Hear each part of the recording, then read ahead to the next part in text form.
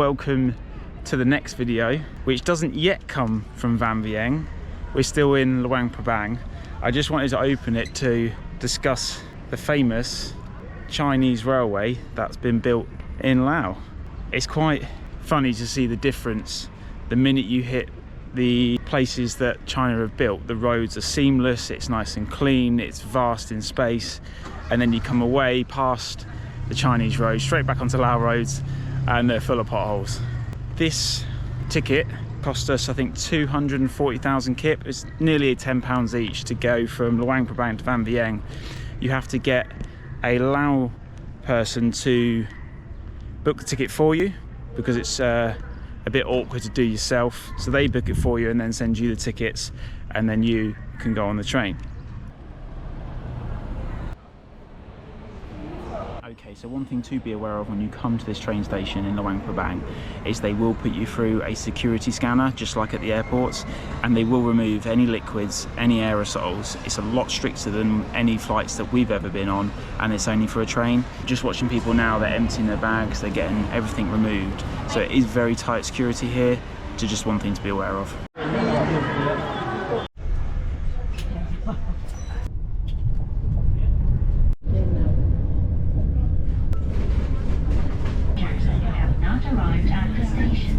We have made it to Vang Vieng. That train journey was incredible.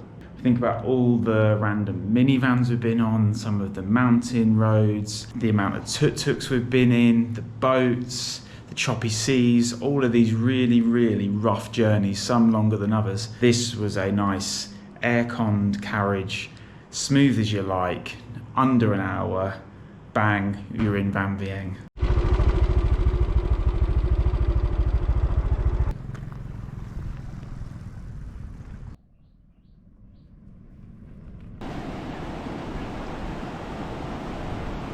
So we've just arrived at Blue Lagoon 2.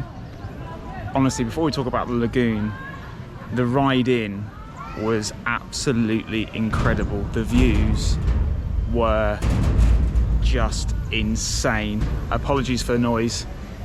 It's the steel bridge. Honestly, the views were outstanding. So Blue Lagoon 2 is a bit further out. On the way to Blue Lagoon 3, they're not as busy because they're not as close to the town centre of Vang Vieng. Blue Lagoon 1 is main lagoon, where it gets quite touristy because it's right near the famous viewpoints.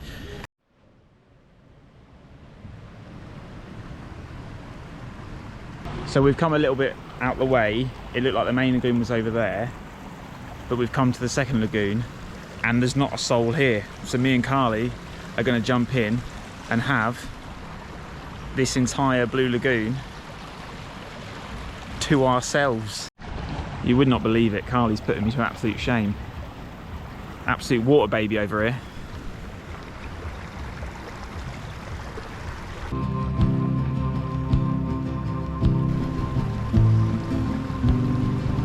We've come over to the main lagoon.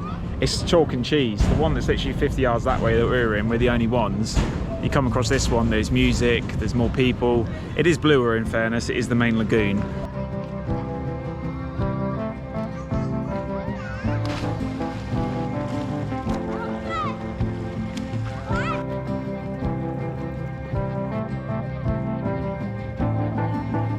So we're actually done at Blue Lagoon 2 now. Really, really nice. But we wanted to fit in the Blue Lagoon 3 before we head to the viewpoint for sunset. So we're going to head there next. It's about a 20-minute ride, so it shouldn't take us too long.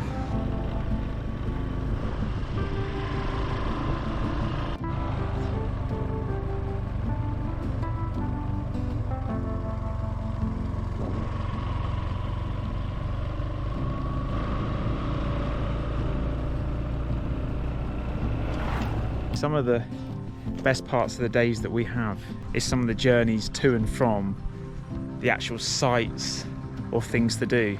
This is just out of this world beautiful.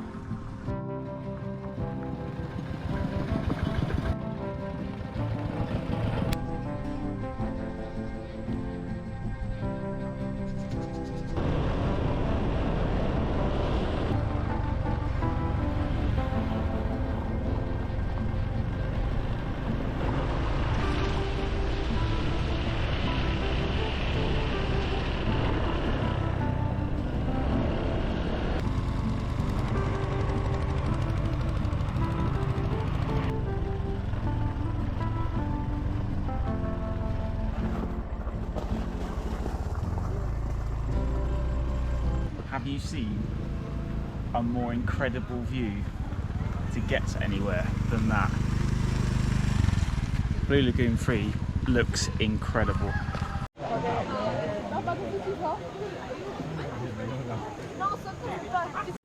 So Lagoon 3 is just like Lagoon 2. It's 20,000 kip per person to get in.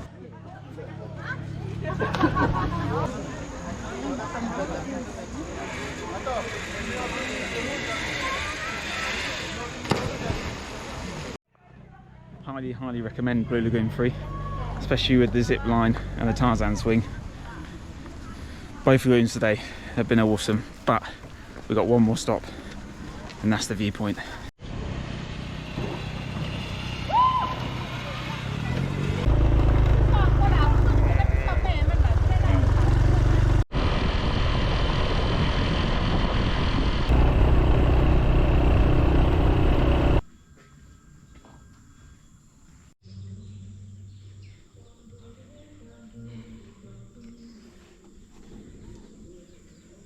Welcome to Hawkham Viewpoint.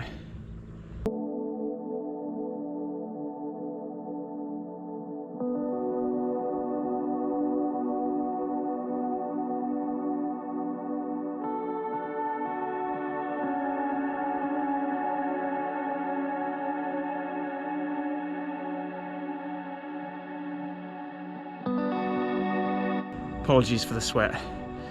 That was a quick climb. We did it in not even 20 minutes. Honestly, this viewpoint is probably the coolest viewpoint we may ever do in this entire trip. It's got a complete 360 view of the mountains outside Vang Vieng. It is beautiful, and we've been up here probably 45 minutes. I've just FaceTimed the bro and his missus. Perfect signal, and not a single person has come up here the whole time. So on one side of the viewpoint, there is a Pegasus, and on the other side of the viewpoint, there's a plane.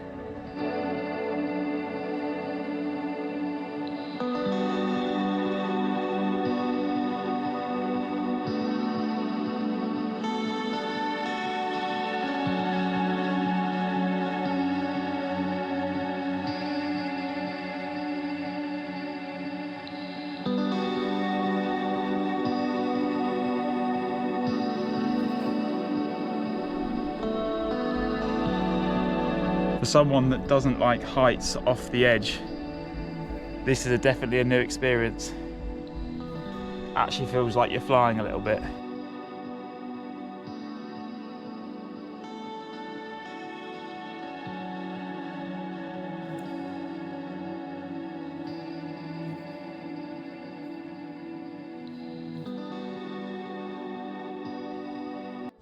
So that is both of the viewpoints at Hawkham completed. Both of them about 20 minutes to get up, 20 minutes to get down. So much more doable compared to the ones in non-cure. Some of the more observant ones of you would have noticed got a different top on. That would be because we did one last night and then paid again this morning to come to the other one because we ran out of sunlight. When you get about halfway up, there is a choice to go left or right to each viewpoint, which is quite nice. It splits off the traffic. And again, when I say traffic, we've had both viewpoints to ourselves for the entire duration that we're up there. So in my opinion, I wouldn't go to the famous viewpoint with the bikes. I'd drive another couple hundred yards down the road and come to these ones. So we are now on the way to the river to experience the TIPSY tubing. It's supposed to take a couple of hours and only 2 bars on the way and 1 at the end, so hopefully it's not going to be too crazy in this heat because it's very sunny and very hot today, but for a couple of hours it should be a pretty fun experience.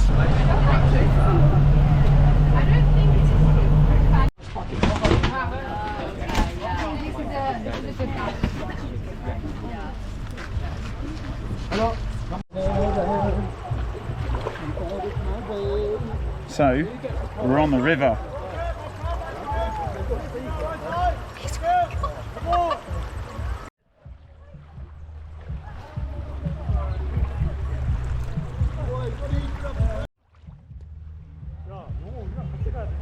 So we're heading towards the first bar now.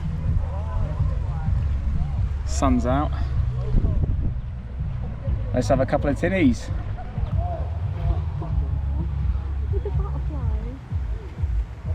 Oh, we've got to grab a rope over there. We're aiming for that bar. And apparently there might be a rope.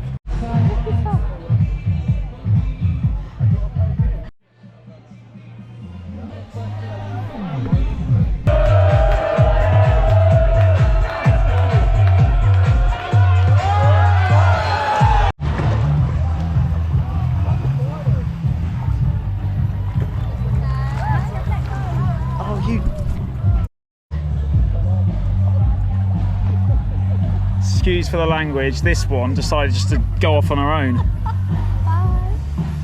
Thank God I pulled her back in with my manly strength. Right, bar 1 done. We're now apparently floating down to bar 2. Let's go!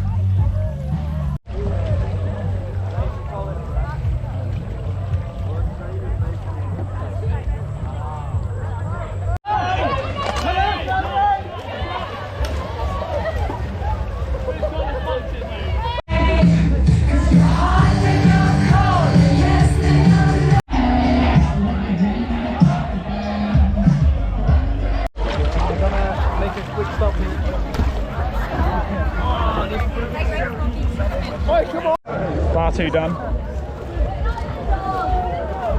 Now it's the float home, and there's a lot of people.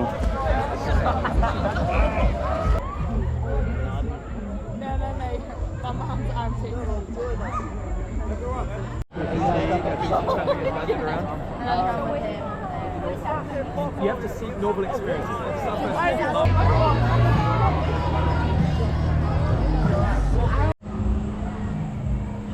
So we've just completed Tipsy tubing.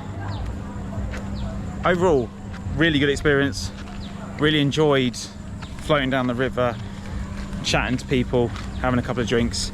Just a bit strange how they put the bars really early on in the whole of the river. You know, the last stint you're probably an hour on the river with no further drink.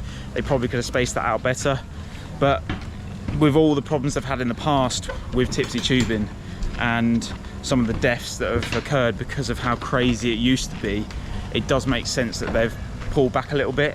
It does feel a little bit organised fun, but it was still a good experience, well worth doing. For a couple of quid, you can't really complain. So that is actually the end of the video for Vang Vieng. We actually went out last night, so we're a little bit hungover. So we're now checking out. I'm just tucking into one of the delicious breakfast baguettes that you see all over the high streets, little pop-up stalls of ladies behind that sit there all day. So we're just going to tuck into this, and then we've got a bus to take us on to Vientiane, the capital, and that'll be our next video.